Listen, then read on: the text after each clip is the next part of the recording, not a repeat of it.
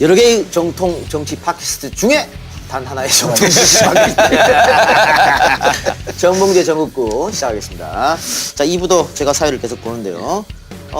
오랜만에 패널로 나오니까 어때요? 입이 좀 풀립니까? 주진우가 워낙 잘하니까 주진우 기자가 잘하니까 이제 우리는 살짝 붙어가면 되니까. 왜 또 원래 컨셉이 그거예요. 주진우가 자기가 풀려고 그러는데 그 손발을 맞출 사람이 필요하다. 그 이동용 사회 보고 내가 좀 이렇게 보조해주면 자기가 다 풀겠다. 주 기자의 요구였어요? 아니 그런 아니 여기는 요구가 아니었고 내가 좀 받쳐달라 그랬어 나더러. 제가 저는 방송 그런 거 모르고요. 와서 오라고 하니까 왔죠 제가. 근데 왜냐하면 주진우가 지난번에 주진우 기자가 혼자 푸니까 내용은 좋은데 막 급한 거야 이게. 예. 그래서 누가 좀 이렇게 받쳐주면 왜냐하면 한 MB 끝나고 지금 MB 때도 그러고 4년 동안 제일 취재를 많이 했거든. 그 내용은 여기 지금 다 나오는 거예요. 주 기자 혼자서 10시간 특집 해도 돼. 그래서 오늘 서포터 역할? 서포트인데 이제 아무래도 이제 우리가 BBK에 대해서 네. 다스에 대해서 이제 구원이 있고 또는 이제 나는 한 15억 정도 땡겨야 되니까 예. 배상, 손해배상. 네. 그건 놓쳤어. 이주아가 지가 한다 그래갖고. 그거 아주 은근히 그 곰처럼 정확하더라고. 시커먼이 와갖고. 그래서 어떻게? 재심. 일부 예. 일부 서포터 역할을 잘했다고 보십니까? 괜찮은 것 같아요. 괜찮았어요? 그래요? 아무래도 이제 우리가 또 다스 하게 되면 막 생각이 나 계속. 네. 시청자들이 어떻게 느꼈을지 모르겠습니다만은 열심히 하니까 인정해 주시고요. 우리 1부에서 못한 이야기 2부에서 좀 해봅시다. 그 MB 특활비 이야기 하다가 살짝 2부로 궁금증을 남기면서 넘겼는데 자, 주 기자님이 계속 좀 틀어주시죠. 제가요? 예?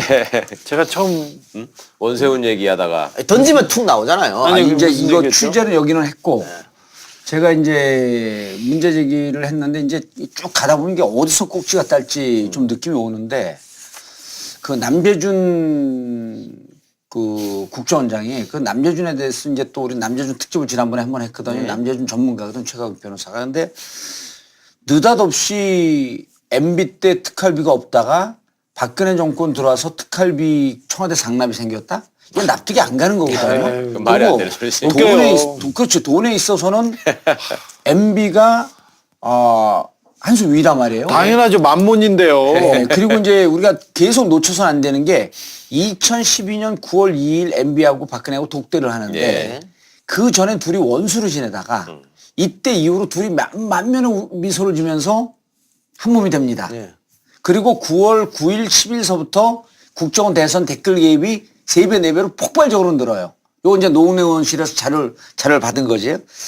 그럼 이때 이게 대선 댓글 부분에 등에 대해서 진행되고 있는 내용에 대해서 합의가 이루어졌다. 그러면은 전체적으로 통치에 대한 내용도 좀 있었을 것이다. 근데 남재준이 오자마자 그래서 그때 우리가 이제 무슨 추정을 했냐면 이거는 MB 때 진행되고 있던 것을 관행으로 그냥 받은 것이다. 예. 그냥 받은 것이다. 예. 그리고 터지면 특활비 넘어간 건 뇌물이기 때문에 부처가 완전히 틀리잖아요. 그래서 특활비에서 터질 것이다라고 판단하고 저도 살금살금 추적을 하고 있었죠.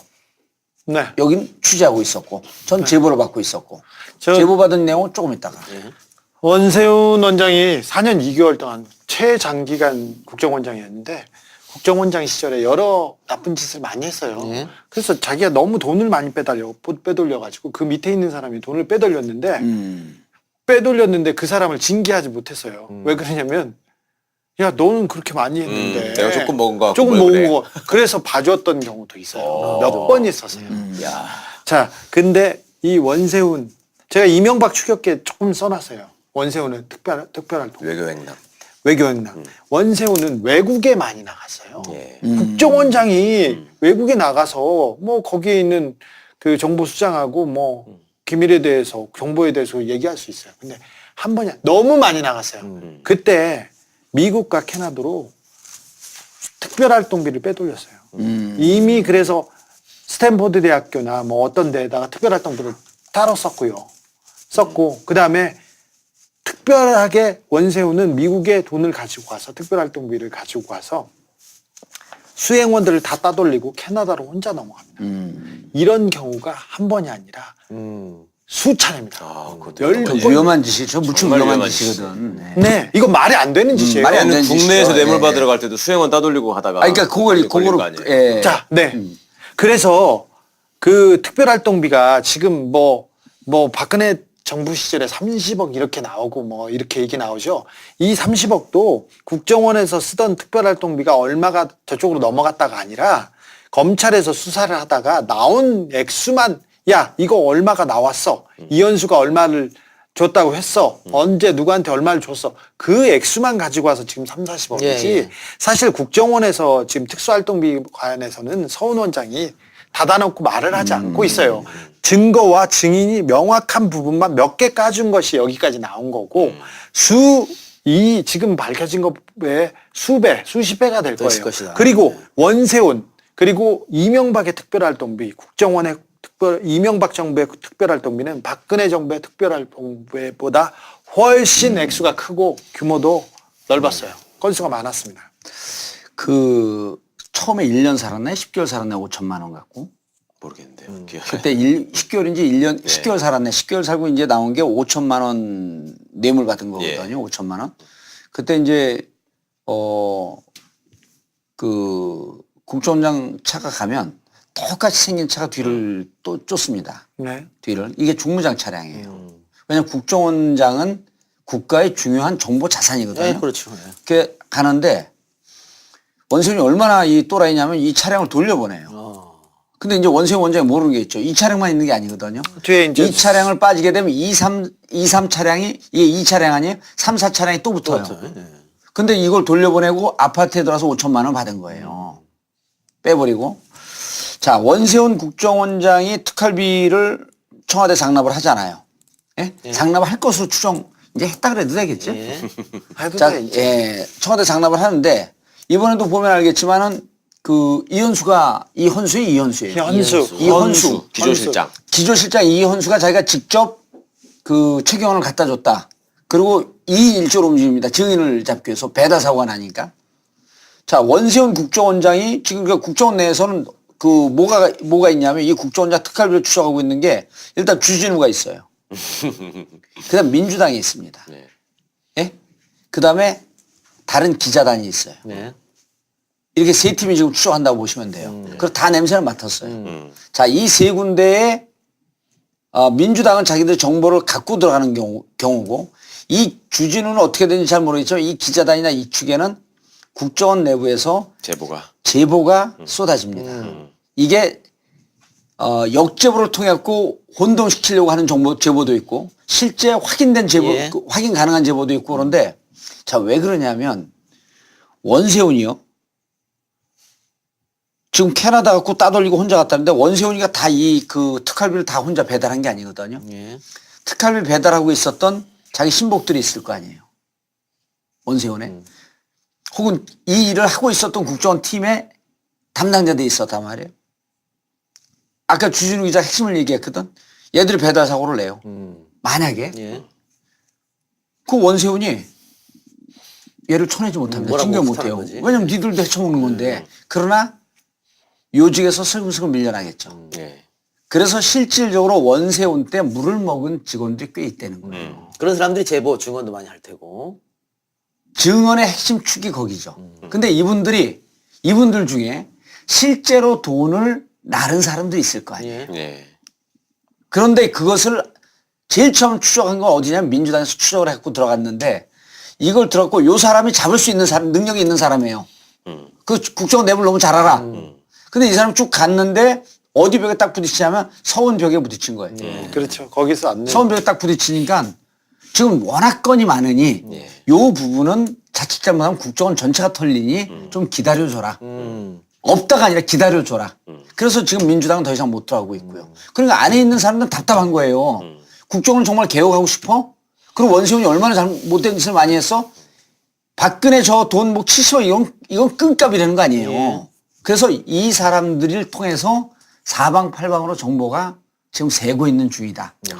근데 지금 국정원이 국민의 국정원이 될 것인가 정말 우리 국가를 위한 국정원이 될 것인가에 대한 마지막 기회예요. 지금까지 국정원이 한 일을 보면 국정원이 있어서는 안 되죠. 그런 조직은 없는 게 낫죠. 그런데 그런 일을 했는데 이제 가장 중요한 부분이지 않습니까? 어찌 보면 국정원이 돈을 1조 가까운 돈을 특별활동비로 쓸 수 있는 매년 쓸 수 있는 1조 가까운 돈을 지네 멋대로 그리고 정치적 이익이라고도 할 수도 없죠. 어느 집단의 파괴적인 악의적인 행위에 돈을 썼으니까 그 부분에 대해서는 이실직고하고 이제 새로 거듭나는 국정원으로 태어나는 마지막 기회라는 것도 좀 알았으면 해요. 그 국정원 내부에 있는 사람들이 그 얘기를 하기 시작했어요. 근데 그것은 국정원 망하라, 누구 잡아가라 그게 아니라 진짜 국민의 국정원으로 진정한 정보기관으로 탈바꿈하겠다는 그런 의지이기도 해요. 이제는 정의의 편에, 진실의 편에 서야 된다고 생각합니다. 국정원 특별히 원세훈이 쓴 특별활동비 제가 호주머니에 2개씩, 3개씩 가지고 있습니다. 이게 이제 지금 그 타이밍 보고 있습니다.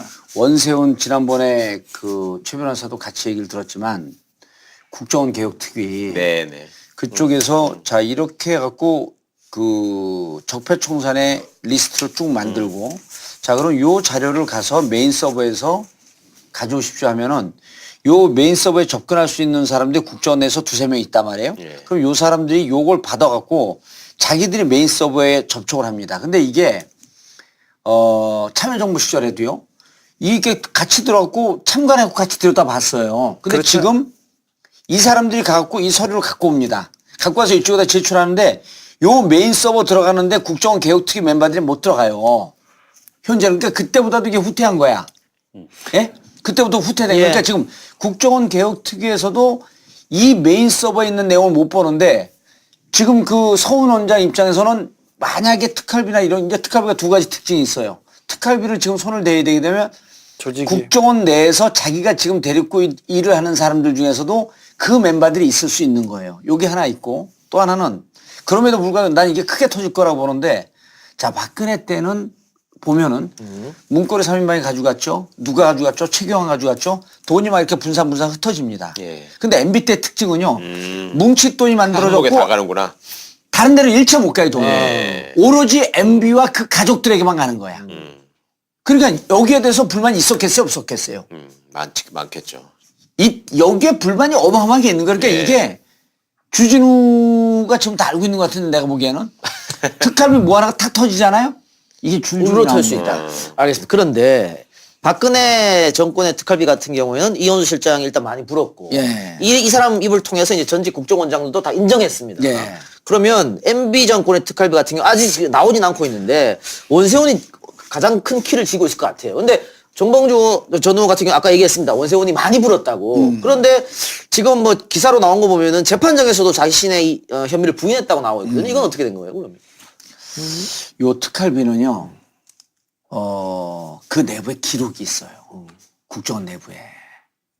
그리고 이 특활비 같은 경우는 그 내부에서도 문제가 되는 거기 때문에 자기들끼리 이렇게 크로스 체킹한 자료들이 많아요. 네, 국정원 개혁발전협의회 뭐 이런 게 생겨가지고 뭐 15개 주요 뭐 현안 해가지고 과제를 삼아서 이렇게 했습니다.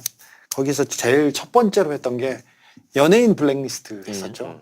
예, 근데 연예인 블랙리스트라는 것은 연예인이 나오고 그 다음에 화제성이 크죠. 그래서 폭발력이 컸는데 사실은 문화팀이면 국정원의 말단 조직에서 몇 명이서 하던 아주 세부적인 아주 사소한 얘기예요. 진짜 중요한 부분은 원세훈의 전행, 그 다음에 원세훈이 이명박 VIP한테 보고했던 사항, 그리고 특별활동비, 그리고 양후의 양지회, 그러니까 그 국정원 퇴직자들이 수천억대 자산을 굴리면서 나쁜 짓을 했던 이런 부분이고 민간인 사찰 이런 부분이 국정원 개혁 과제의 핵심이 돼야 되는데 이 부분에 대한 그 사실은 그 개혁이나 발전에 대한 방안 그리고 그 성찰 이건 좀 부족하다고 봐요. 부족하다고 보는데 이 부분에서 특별활동비 얘기가 계속 나오긴 했어요. 근데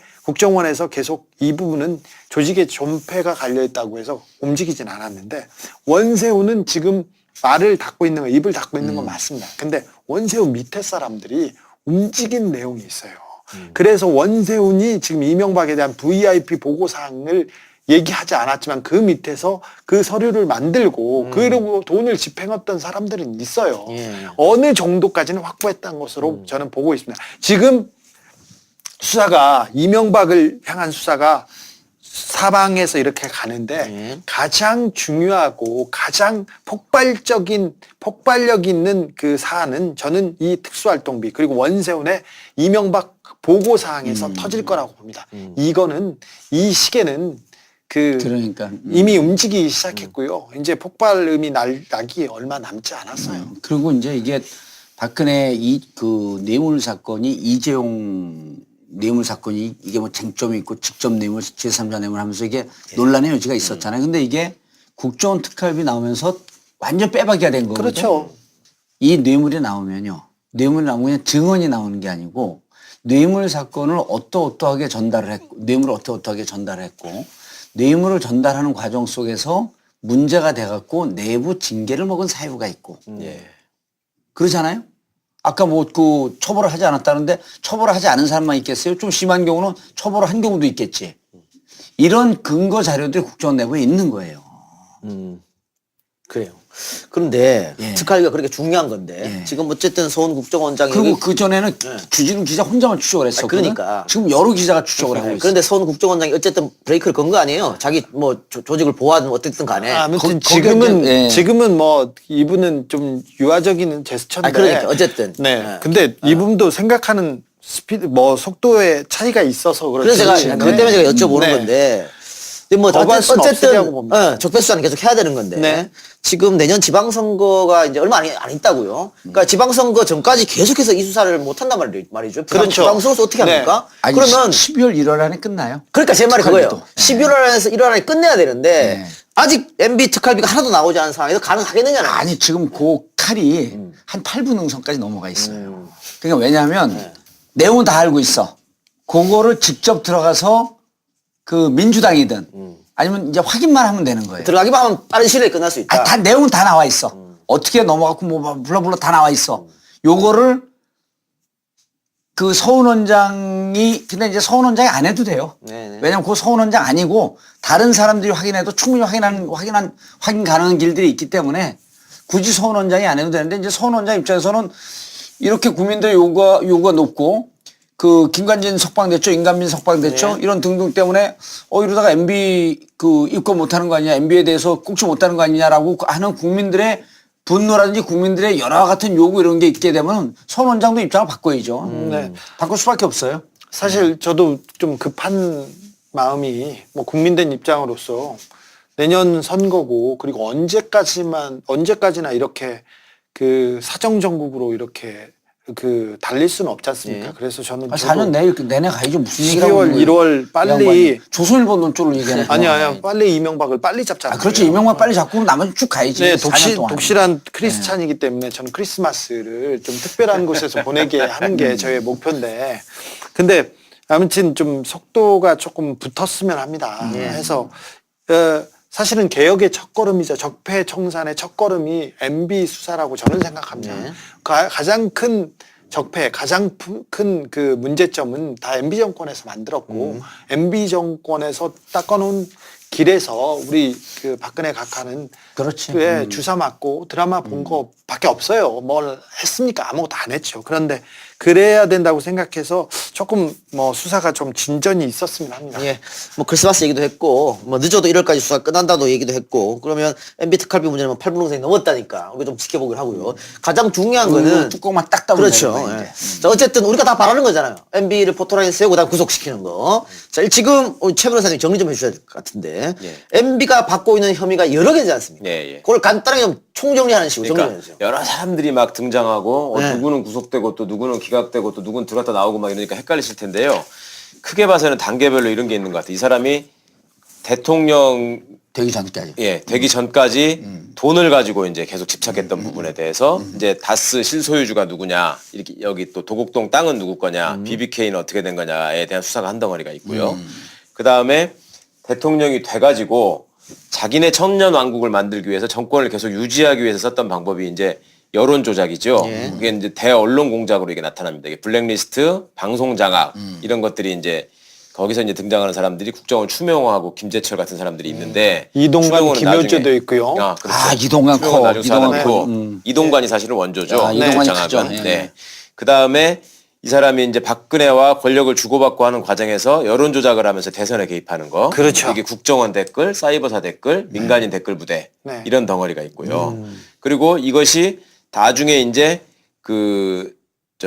이명박의 재임 시절에 따로 또 빼먹은 돈 이상한 짓을 한 게 사자방비리라고 하는 네. 사대가 돈에 관한 문제. 그렇죠. 자원외교 방산비리 뭐 이런 식으로 정리가 되겠습니다. 예. 진짜 크고 높고 넓고 많네요. 참, 아니, 이명박 그러니까 여기서 이제 저는 사자방은 그 박근혜 때 조사를 하긴 했었어요. 물론 네, 이제 조사를 하다 했는데 도끼로 내 찍으면 이제 자기 발등 찍는 건데 나는 제일 큰 것 중에 하나 지난번 박봉계 의원이 그 얘기했던 거 있잖아요. 예. 롯데. 제이롯데월드. 네. 그다음에 캐나다 농협 그 대출 사건. 그건 뭐 크진 않지만 이런 건 딱 떨어지는 것들 아니에요? 근데 제일 검찰이 집요하게 뚫고 들어가야 될 게 내가 보기에는 제이롯데월드 건설. 자, 네. 롯데월드 관련돼서는 수사가 엄청나게 진전이 됐고요. 이 부분에서도 굉장한 그 성과를 낸 것으로 알고 있습니다. 그 제보가 있어요, 내부자. 네, 내부 제보가 있기도 하고요. 이거는 청와대에서 명확한 서류가 나왔어요. 그래서 빼도 막지도 못합니다.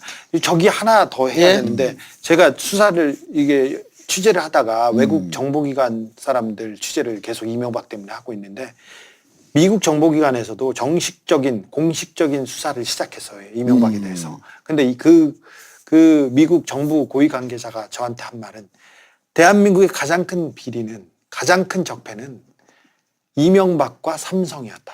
이명박과 삼성의 거래가 대한민국의 가장 큰 구조적 비리라고 저한테. 그래서 비자금 통장이 홍석현 이름으로 돼 있는 거구만. 그렇습니다. 네. 비자금 계좌가 들썩거리고 삼성 비자금만 나오면 덮어진 이유가 거기에 있습니다. 이명박이 했습니다. 이명박은 그럴 경우 가만히 있지 않았어요. 퍼센트 먹었습니다. 꼬치를 꼬치를 먹은 거예요? 먹었어 여기서 또 야. 명확- 비자금 그 굴러다닐 때마다. 네. 그럼 지금 최 변호사님이 이게 정리해준 공식적인 수사를 하고 있는 미국 관료의 말을 못하는 게 워딩입니다. 많은데, 오늘? 네, 맞습니다. 그럼 방금 지금 롯데 얘기랑 지금 얘기는 네. 지금 최변이 그 정리해준 거기에는 안 들어가 있는 거거든요. 안 들어가 완전 있는데 빠져 있는 거죠, 네, 이거는, 이 부분도 중요합니다. 그런데 거기도 이제 검찰이 수사는 되고 있다는 얘기죠. 롯데월드 관련해서는 수사가 진척이 많이 됐고요. 나머지 여기까지 건드릴 수 있을지는 모르겠지만 네. 이명박의 비자금, 삼성의 비자금 네.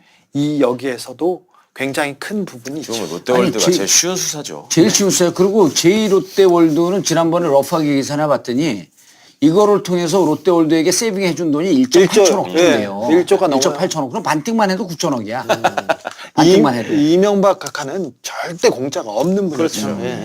그래요. 또 하나 이 중에 잠깐 나왔는데 뭐 추명호고 김재철이고 원세훈이고 어쨌든 지금 구속되기나 하고 구속된 사람도 있고 나온 사람도 있고 그래요. 근데 얘기 중에 잠깐 나왔습니다. 이동관, 김효재 이 사람들은 지금 아직 뭐 구속되거나 이런 전혀 아니거든요. 예. 그리고 이동관도 대언론 인터뷰에서 이상한 얘기 하고 있고 김효재도 뭐 우리는 뭐 노무현 정부 깔 게 없는 줄 아는 이런 얘기 하고 있단 말이죠. 이 사람들에 대해서도 조사가 많이 돼 있잖아요. 이동관과 김효재 그리고 김두 이렇게 언론 출신이 저기 청와대 이명박 청와대에 가서 여러 악행들을 저질렀습니다. 이 부분에 대한 문건이 남아 있어요. 그렇죠. 그리고 이동관은 저렇게 보시면 돼요. 박근혜 정부에서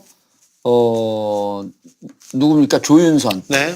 조윤선 역할 곱하기 열을 한 거죠. 특히 이제 그 문학의 블랙리스트 언론 장악에 대해서는 그때 이제 얼굴 마담이 조윤선이었잖아요.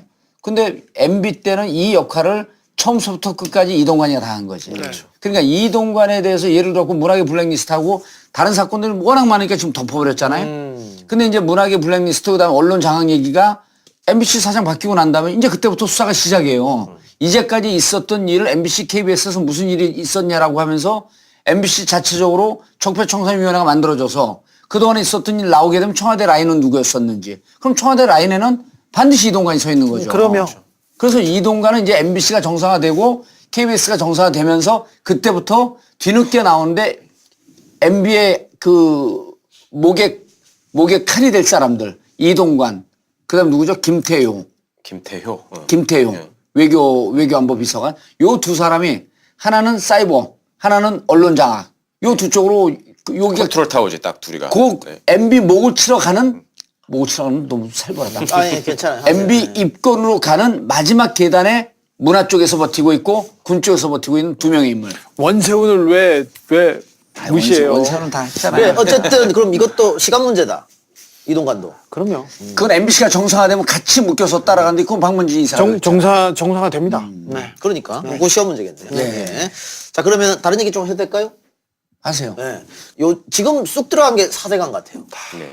뭐 감사한다고 그랬다고 뭐 그런 얘기 들리고 하다가 이 다른 사건들 때문에 댓글 사건, 뭐 블랙리스트 사건 이런 것 때문에 4대강 비리가 조금 쑥 들어간 감이 없지 않아 있단 말이죠. 저는 돈 때문에 모든 게 다 돈 때문에 이루어진 그 비리들이에요. 그리고 이명박이 그 정권을 잡은 이유가 돈 벌려고 했던 거예요. 네.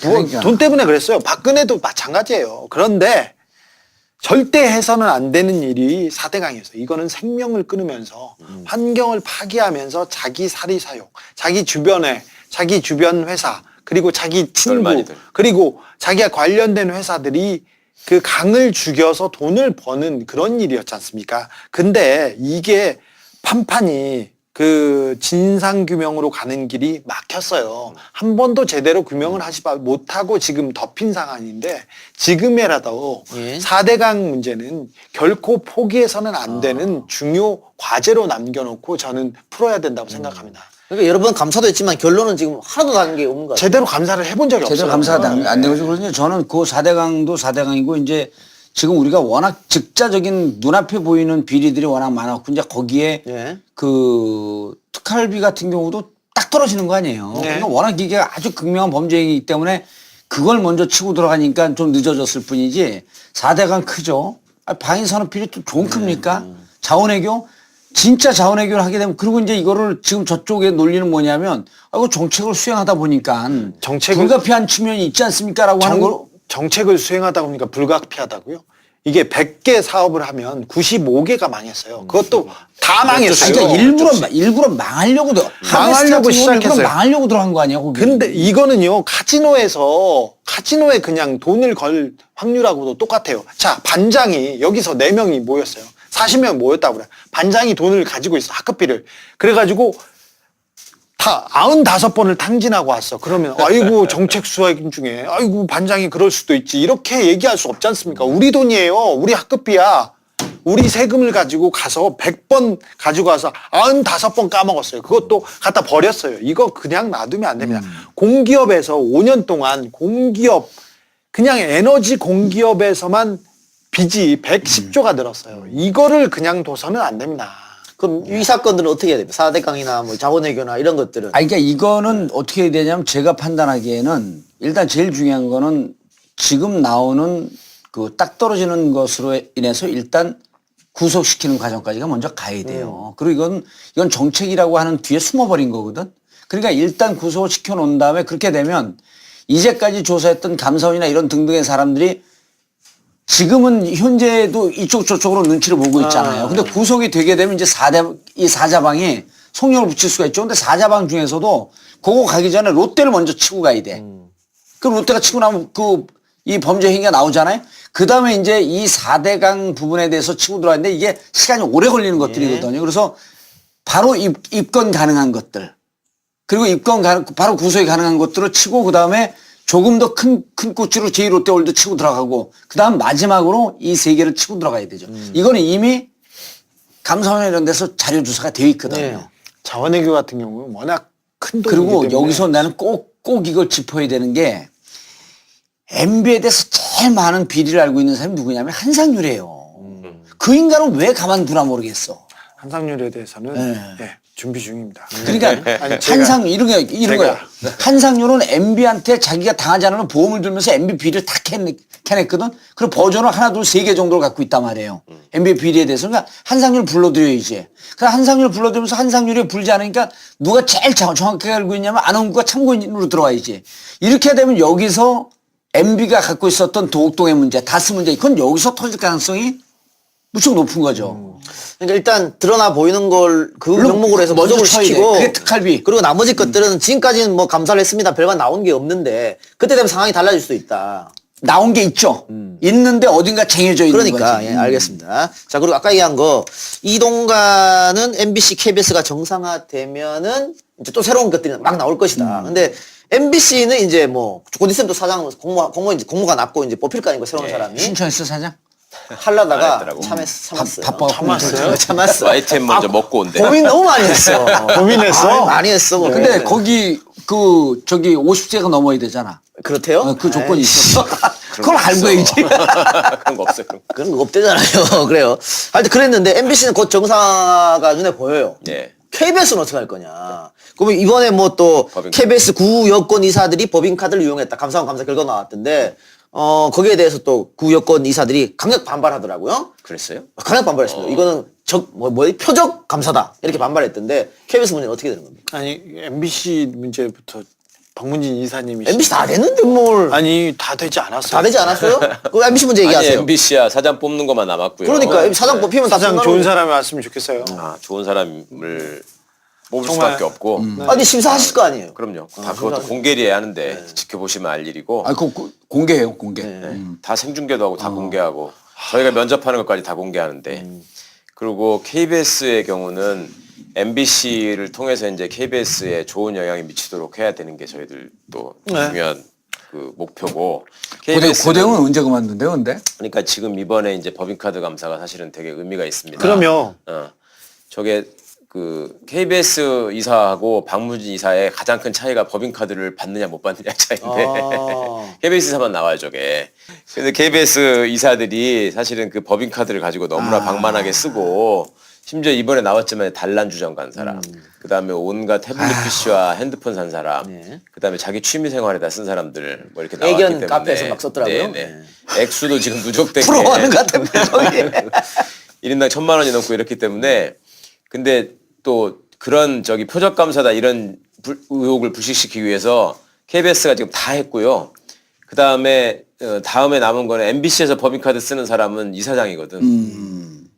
지금 법인카드는 KBS 그 수신료를 가지고 그렇죠. 나오는 돈이고 우리 돈이에요. 우리 네. 돈 그러네. 가지고 우리가 낸 지네들이 돈이네. 썼어요. 그리고 KBS 직원들이 쓰는 그 법인카드도 있기 때문에요. 똑같은 룰에 의해서 통제를 받아야 되는 거예요. 그래서 만약에 이걸 그냥 눈 감고 넘어가면 KBS 내부에서 쓰는 법인카드도 다 그냥 넘어가야 돼. 그러니까 이런 문제가 있기 때문에 이건 그냥 넘어갈 수 없는 문제고. 우리 돈으로 지네들이 쓰는데 왜 그걸 넘어가요? 안 그래서 되죠. 책임을 물어야 되는 일입니다. 그러면 어때요? 지금 구 여권 이사 KBS 같은 경우에 네. 한 명만 나오면 또 MBC처럼 뒤바뀐다는 게 맞습니까? 네. 예, 맞습니다. 그러면은 사장을 교체할 수 있는 거예요? 그렇죠. KBS는 7대 4 구조였는데 지금 한 사람이 사퇴하면서 6대 5 구조로 바뀌었어요. 이번에 한 명 내지 두 명이 바뀌면 다시 역전돼가지고 이제 6대 5나 7대 4 구조로 바뀌는 건데 KBS 이사회하고 박문진 이사회의 또 권한의 범위는 뭐가 차이가 있냐면 KBS 이사회는 KBS의 이사예요. 그래서 KBS의 이사는 사장 추천권을 갖고 있어요. 이사들이 사장만. 사장만. 그래서 그 사장을 추천하면 대통령이 임명하게 돼 있거든요. 이거는 방송 공사기 때문에. 근데 MBC는 주식회사입니다. 그래서 박문진이 MBC의 대주주인 거예요. 그래서 박문진은 사장을 추천하는 권한을 갖고 있는 게 아니라 직접 뽑는 거고요. 그다음에 MBC 본사 임원들도 다 직접 뽑는 거고요. 주주니까.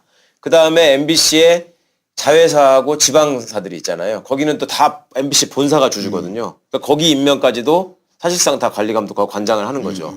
그러니까 그런 임명권의 범위에서는 박문진이 넓은데 이 KBS 이사회는 사장에 대해서만 존재하는 거기 때문에 문제가 생기면 바로 사장에 대해서 조치를 하는 거예요. 가능하다. 네, 그럼 지켜보기로 하고. 네. 어쨌든 뭐 감사원에 감사하고 이러면 심적으로 부담이 될 테니까. 여론도 있으니까. 근데 방금 얘기하셨는데 MBC 지역도 얘기했습니다. 근데 다들 아시겠지만 뭐 춘천 MBC 사장인 오조원들한테 혀 낼름거리고 네. 또 대전 MBC는 그 유명한 이준숙이고 이 사람들은 어떻게 하냐는 거야, 이 사람들은. 그러니까 그 사람들은 이제 사장이 새로 뽑히면 그 사장의 사장이 임명권이에요, 그거는? 그 사장이 지역사의 대주주로서 임명권이 있는 거예요. 그렇기 때문에 이 사장이 이제 지역사 사장을 얼마만큼 뭐 공정하고 투명하게 뽑느냐의 문제만 남는 것이지 그거는 뭐 금방 임기하고는 전혀 상관이 없습니다. 상관없어요. 이제 저는 그 MB 관련해서 이런 거를 좀 고민을 같이 좀 해봤으면 좋겠는데 아까 이제 우리가 보이지 않는 손이라고 일부에서 보이지 않는 손이라고 얘기했잖아요. 지금 이제 이런 거예요. 그 MB의 반격이 뭐가 되겠냐.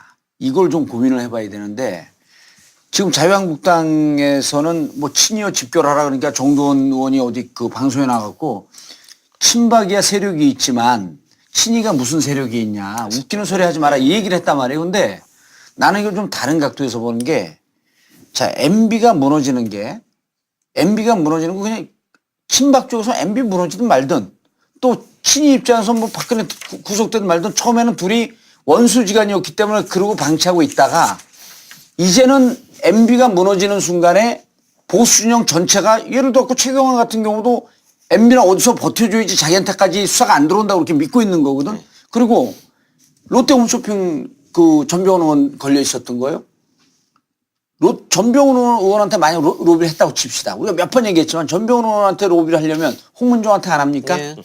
홍문종 미방위원장이었었는데 그쵸. 그때 당시 9명 있었거든요. 새누리당 의원들이 8명인가 9명인데 여기 로비 안 들어갔겠어요? 근데 이 사람들 입장에서는 지금 마지노선을 어디로 보냐면 MB가 무너지면 자기들한테 치고 들어온다 이거야.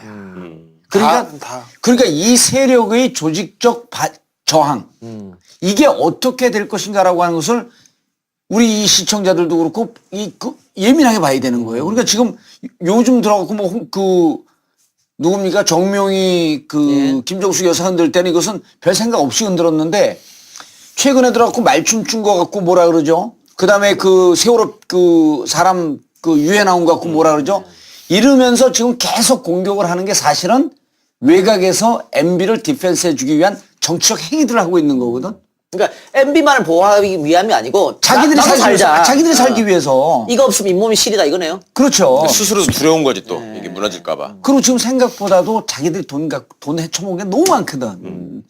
온갖 천재산. 근데 이제 MB가 여기서 버텨주고 근데 MB가 버텨주지 않으면 우리가 죽는다니까 순망치한이라고 하는 입장이 생긴 거예요 이제는.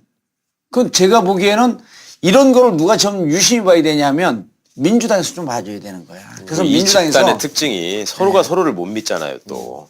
그러니까 얘는 얘한테 와가지고 너하고 나하고 지금 1억 원씩 나누는 거야 이렇게 얘기를 했지만 사실 알고 보면 얘는 5억 가지고 얘 1억만 주고 이런 경우가 많잖아. 많은 게 아니라 여기는 기본이요.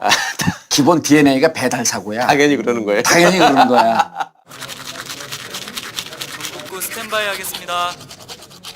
단 하나의 정통 정치 팟캐스트 정봉조 정국구 오늘도 상쾌하게 시작하겠습니다. 단 하나의 인생 치약 파인프라 치약.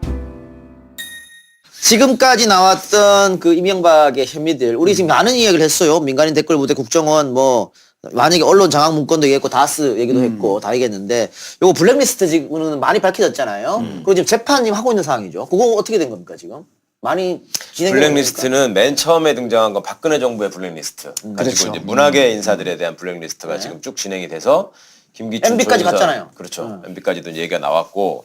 근데 그 블랙리스트하고 지금 이제 최근에 나오고 있는 블랙리스트하고 또 다른 거죠. 네. 그러니까 방송사에서 연예인 블랙리스트 출연 금지 시키고 이게 이제 MB 때부터 시작된 블랙리스트의 원조가 지금 더 뒤에 나온 거죠. 그러니까 이게 이제 쭉 올라가면 이거는 사실은 블랙리스트로 끝나는 문제가 아니고 방송 장악, 언론 장악, 문화계 장악. 그 다음에 이 사람들이 좌파 척결이라고 해가지고 보수의 천년왕국을 꿈꿨던 이거에 이제 기초가 다 나오는 거기 때문에 이 대목에서 아까 이제 이동관 씨 얘기가 잠깐 나오다가 들어갔는데 이동관이라는 인물이 서울 신일고등학교를 나오고 서울대 정치학과를 나온 걸로 알고 있습니다. 네. 근데 MBC. 여기서 주목하셔야 될 분이 MBC에 있었던 전영배라는 사람이죠. 네. 전영배라는 사람이 신일고등학교를 나오고 서울대 정치학과를 나왔는데 친구이죠. 그렇죠. 둘이 참 정말 언론사에 있을 때부터 둘이서 후배들한테 정말 안 좋은 모습을 많이 보여준 사람들이었고 굉장히 정치적인 행동을 통해서 자기 자리를 착착 찾아가는 명수들이었는데 구학 기자의 전영배 씨 같은 경우에는 MBC에 예를 들면 백종문, 네. 뭐 김장겸, 부사장 했던. 네, 예. 이런 사람들은 본부의 임원으로 있었기 때문에 사람들이 알아요. 근데 전영배는 계속 본사 임원을 하다가 자회사 사장으로 빠져가지고 지금 8년 9년째 하고 있기 때문에 사람들이 잘 모르고 있는데 전영배라는 사람이 검찰에 들어가가지고 전부 다 얘기했다는 거거든요. 그 사람은 어떤 상황에서든지 힘이 바뀌면 전영배가 많이 얘기해 놔가지고요. 이동관이 굉장히 불안불안. 그래서 이동관이 또 둘은 일란성 쌍둥이인데 거의. 그리고 이동관이 전영배를 너무 잘 알아. 얘는 가면은 힘이 넘어갔다고 생각하면 다 얘기하는 거라는 걸 알기 때문에 그리고 김재철이 전영배한테 얘기 안 했지라고 하려다가 확인해보니까 다 얘기했다고 그러는 바람에 이동관은 멘붕이 전영배한테 왔다는 꼭지가 따이겠네 그럼. 그렇죠. 거기까지는 다 있어요. 정리돼 있어요. 그러면 MBC 사장이 바뀌면 더 많은 것들이 막 나올 수 있겠네요 내부에서. 그럼 그다음에 이제 이동관 순서로 가는 거라니까요. 알겠습니다. 자, 혹시 MB 오늘 전국에서 총정리하는 시간인데 못다한 이야기 있습니까? MB에 대해서? 여기서 이제 중요하게 다 빠진 게 뭐냐면 4대강 다 빠졌죠. 그 방위산업 다 빠졌죠. 그다음에 그 자원외교 다 빠졌죠. 요거는 하나 자체가 다시 정리해도 다 그 새로 와요. 네네. 요거는 한 꼭지 하나가 1시간짜리지. 그 요거는 그 각자 분야로 전문가를 불러갖고 또 한 번 해야 될 것 같아. 아, MB 총정리 한 번 더 예. 스페셜. 그래. 방산비리는 또 막판에 가면은 왜 저 전투기 도입하는 문제 가지고 박근혜하고 이명박이 한번 싸우잖아요. 그렇죠. 이명박이 F-35는 다음으로 넘겨라. 해먹고 가려고 그러니까 야 그거 하지 말고 다음으로 넘겨 이런 게 있었고 거기에 또 우리 주 기자가 쭉 주장해왔던 최순실이 등장하고 로키드 그렇지. 마틴 네. 그냥 김관진이 또 등장하고 이런 부분이 또 있기 때문에 여기도 견적이 큽니다. 준비하고 있는 어떤 기사는 또 없습니까? 한참 많이- 파고 있는 거. 많이 있어요. NBA에 관해서. 너무 많아서. 너무 많아? 지금 특활만 해 이제 특활. 네? 특별 활동 안 했잖아 학교 다닐 때. 아무튼 우리 각하의 사랑은 크고. 아 나 질문 있어. 네. MB의 비자금 있는 저수지는 네. 그 비자금은 이 사람이 권력자가 된 뒤부터 만든 저수지입니까? 그 전부터 쭉 있던 거. 그 전에도 구축되었고요. 그렇죠. 사장 때부터 하던 네. 거죠. 그거는. 그리고는 저 때부터 가장 크게는 이제 저기 서울시장 할 때부터. 그때 그리고- 커졌겠죠. 네. 그리고는 특별히 해외에서 이명박 대통령 재임 시절하고 해외에서 비자금 그리고 해외에 다스 계열사가 늘어나는 게 그게 비례합니다. 그래서 이 그 돈 거래 흐름을 다 보고 있어요. 다 봤고 보고 있어요. 근데 지금껏 이 수사기관 그리고 이 그 감찰기관에서 그 보고도 그냥 모른 척해서 여기까지 온 거지. 아니 이 사람이 돈 빼먹는 저기를 발전시킨 게 현대에서 한 거잖아요. 네. 현대에서. 아니 그러니까 임원들이 이게 있을 때부터 한 거니까. 이게 추정컨대 도곡동 땅을 그때 당시에는 이제 현대가 그냥 맡겨놓은 건데 먹어버렸다는 거잖아요. 차명으로, 이사들에게 차명으로. 놔둔. 회사의 땅을 다 줬는데 다른 이사들은 다 회사에다 반납을 했는데 내놓으라니까 무슨 얘기예요? 이게 내 땅인데 이러면서 이제 도곡동 땅을 그때 당시에 290억짜리죠. 그거를 이제 그걸 먹은 건데 포스코에다 팔면서 요때 하다가 한번 벽에 딱 부딪힌 게 김경준하고 같이 했던 BBK가 좌절되면서 한번 무너진 거예요. 예. 그리고 요 무너진 게 2002년 서울시장 되면서 다스를 폭발적으로 키우지. 이때부터 내가 보기엔 저수지 이 금고나 이런 걸 분할시키고 다스를 키우면서 하는 것을 국가 권력을 이용해서 돈을 축적하는 과정을 이때 제대로 5년, 4년간 연습을 하다가 대통령이 돼갖고 5년 동안 해먹고 자기 그 허수아비 박근혜 세워놓고 또 4년을 해먹고 예. 이렇게 발전한 것 같아요. BBK가 잘 됐으면은 김경준이가 총무수석 할 뻔했어. 보기에는 네. 청와대 들어갔을 때 아니지. 왜- 그 주미 대사. 대사를 했다고. 각하가 꼼꼼하게 헤쳐드시려고 했습니다만 우리 또 MB 전문가 주진우 기자, 또 정봉주 이걸 다 파헤치고 있으니까 마지막은 처참하리라 그렇게 생각되고요.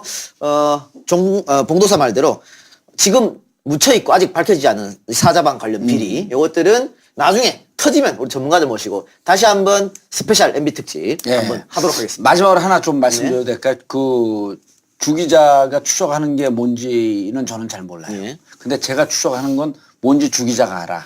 그래서 둘이 그 경쟁을 하기로 했어요. 누가 꼭지를 먼저 딸지. 뭐 근데 아마 내가 보기에는 나는 이제 요 주 기자 말고 또 다른 팀이 있잖아요. 근데 여기가 주 기자보다 좀 내공이 떨어져. 근데 제보는 너무 많은 것 같아. 아니 의원님이 하셔야죠. 저는 지금 그동안 몇 년 동안 저 혼자 다스는 누구 거냐고 물어보고 이명박 만세를 부르고 다녔는데 네. 요새는 다른 언론사에서 다른 기자들도 열심히 취재 해요. 네, 취재에 열심히 나서서 너무 기뻐요. 그래서 굉장히 기쁘게 하루하루를 재판은 몇 개 남았어요. 이제. 그래서 재판 우리 내일도 재판 갑니다. 시청자분들이 많습니다. 네. 이 작가님, 예? 우리 시청자분들이 주 기자한테 따질까? 아니면 저와 같이 있는 최강욱이 여기 또 따나? 네, 최강욱 변호사님이 최강이에요. 네, 선의의 경쟁 네. 지켜보도록 하겠고요. 아까 그 주기자 말처럼 12월 25일 성탄절 쯤에 MB가 구속되는 모습 그리고 그건 너무 일른데. 아까 얘기했잖아요. 사실 1, 2월인데 좀 원래 땡겼으면 그러니까. 좋겠다. 김관진하고 인간명 구속됐을 때 우리가 쥐 없는 크리스마스 맞이할 줄 알았어요. 정봉주 구속되는 날 이명박도 살러 들어가야지. 그러니까 그렇지, 10월 25일 맞춰야지. 날. 우리가 바람으로 12월 25일에 정봉주 구속되고 또 정봉주 사면 복권되고 정봉주 구속되고 이명박 이명박 구속되고 사면 복권되고 됐죠? 자 이렇게 마무리하고 저희는 약속드린 대로 다음에 한 번 더 MB 스페셜 시간으로 돌아오겠습니다. 자, 오늘 MC 자리가 아니고 패널 자리에 앉았는데 소감. 예. 패널 자리 앉으니까 편해요. 예, 편하죠. 예. 부담, MC. 부담 없고 MC 자리도 편하고 뭐 다 편해요. 오늘 수고하셨습니다. 감사합니다. 자, 저희는 그러면 다음 주에 또 더 재미난 방송으로 돌아오는데 저는 없습니다. 이해해 주시고. 이동용의 전국구로 바꿔야 될 것 같아. 하여튼 2시간 동안 1부, 2부 들어주신 여러분 대단히 감사합니다. 저희는 다음 주에 뵙겠습니다. 들어주셔서 고맙습니다. 감사합니다. 수고하셨습니다.